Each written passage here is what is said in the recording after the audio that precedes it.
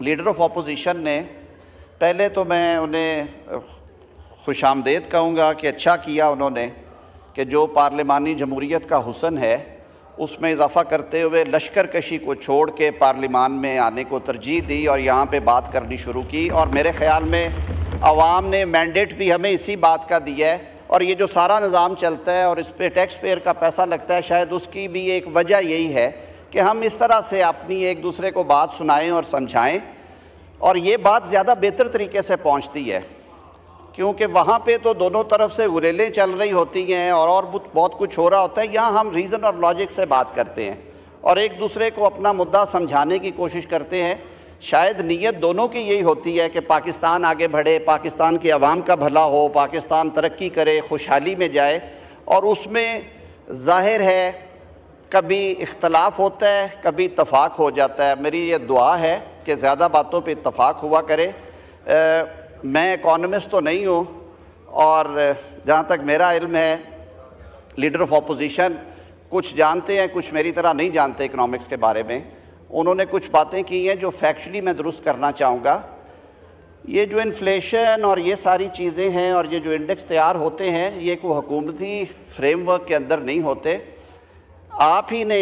اس house میں لا بنایا، اور بلکہ اس وقت آپ ہی کی حکومت تھی جب اسٹیٹ بینک آف پاکستان کو ریسٹرکچر کیا گیا IMF کے کہنے کے اوپر، اور اس کو ایک ٹوٹلی انڈیپینڈنس دے دی گئی۔ اب یہ سارا چیزیں اس فریم ورک میں بھی ہوتی ہیں اور یہ چیزیں جڑی ہوئی ہیں ایک دوسرے کے ساتھ۔ تو میں بڑے ادب سے یہ عرض کروں گا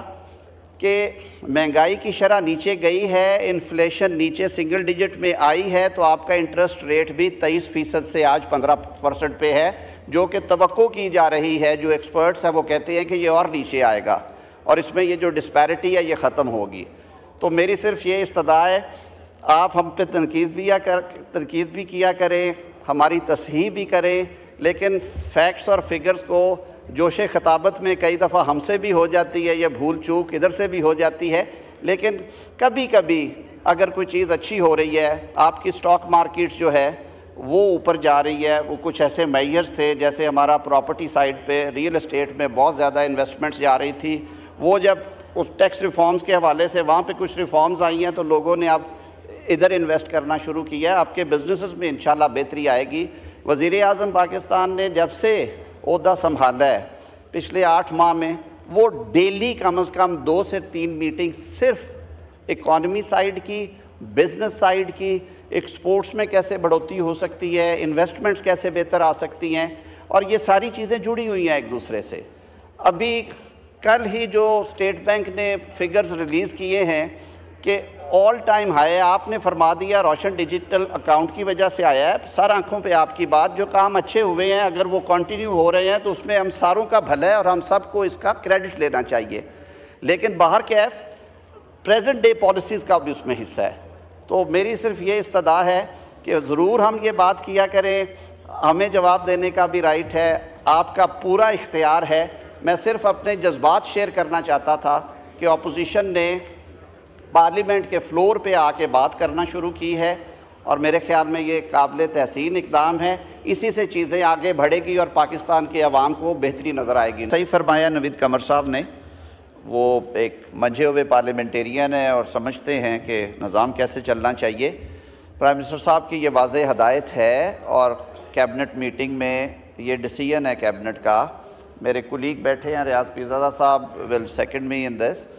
کہ آپ اپنا بزنس آپ جا کے لیا کریں۔ باہر کیف کار سرکار میں آپ سب کو معلوم ہے، آپ خود ان آفیسز میں رہے ہیں، کئی دفعہ ایسی پریسنگ کمٹمنٹس ہوتی ہیں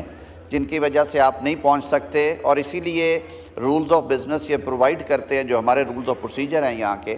کہ جو متعلقہ محکمے کا بزنس ہے وہ پارلیمانی سیکرٹری وزیر صاحب کی ایبسنس میں لے سکتے ہیں۔ آپ کی بات سر آنکھوں پہ اور درست ہے کہ وزراء کو ہونا چاہیے unless until کہ ان کی کوئی ایسی مصروفیت ہے جو جسٹیفائڈ ہے۔